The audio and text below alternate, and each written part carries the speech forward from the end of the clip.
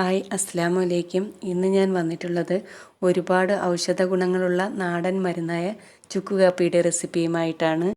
ജലദോഷം, പനി, കഫക്കെട്ട്, ദേഹം വേദനയൊക്കെയുള്ള സമയത്ത് വീട്ടിൽ ധൈര്യമായിട്ട് ചെയ്ത് കുടിക്കാൻ പറ്റിയിട്ടുള്ള ഒരു കാപ്പിയാണ്. നമുക്കിതെങ്ങനെയാണ് ചെയ്തെടുക്കുന്നതെന്ന് നോക്കാം.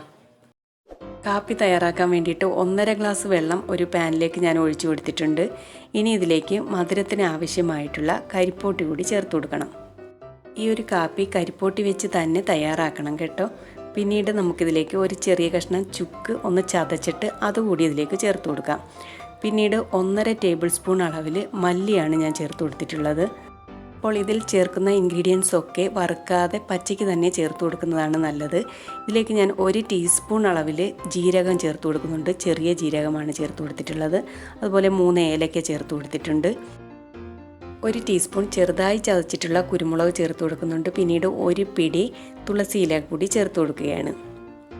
ഇതിൽ ചേർത്തിട്ടുള്ള എല്ലാ ഇൻഗ്രീഡിയൻസും ഒന്നുപോലും ഒഴിവാക്കാതെ ചേർത്തെങ്കിൽ മാത്രമേ ഈ കാപ്പി കുടിക്കുന്നത് കൊണ്ടുള്ള ഫലം ഉണ്ടാവുകയുള്ളൂ. ഞാനിതിലേക്ക് 1.5 ഗ്ലാസ് വെള്ളമല്ലേ ചേർത്ത് കൊടുത്തിട്ടുള്ളത്. ഇത് ലോ ഫ്ലെയിമിൽ വെച്ചിട്ട് 3/4 ഗ്ലാസ് ആവുന്നത് വരെ വറ്റിച്ചെടുക്കണം. അപ്പോഴേക്കും നമ്മളിതിൽ ചേർത്ത് കൊടുത്തിട്ടുള്ള ആ മല്ലിയുടെയും ജീരകത്തിൻ്റെയും ചുക്കിൻ്റെയും ഒക്കെ എസെൻസ് നന്നായിട്ട് ഇതിലേക്ക് ഇറങ്ങി വരും. ഇപ്പോൾ ചുക്ക് കാപ്പി 3/4 ഗ്ലാസ് ആയിട്ട് വറ്റിച്ചെടുത്തിട്ടുണ്ട്. ഇതൊരു അരിപ്പയിലൂടെ ഒന്ന് അരിച്ചെടുക്കാം.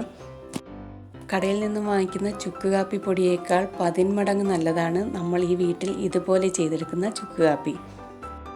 രാത്രി കിടക്കുന്നതിന് മുമ്പ് ഇത് ചൂടോടുകൂടി കുടിച്ചിട്ട് കിടന്നു കഴിഞ്ഞാൽ രാവിലെ എഴുന്നേൽക്കുമ്പോഴേക്കും ജലദോഷത്തിനും പനിക്കും ഒക്കെ നല്ലൊരു ആശ്വാസം ഉണ്ടാകും.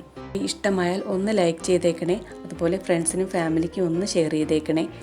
സബ്സ്ക്രൈബ് ചെയ്യാത്തവർ സബ്സ്ക്രൈബ് ചെയ്യുകയും അടുത്തുള്ള ബെല്ലൈക്കൺ കൂടി മറക്കാതെ ക്ലിക്ക് ചെയ്തേക്കണേ. അപ്പോൾ ഇൻഷാ അല്ലാഹ് മറ്റൊരു വീഡിയോയുമായി വീണ്ടും കാണാം.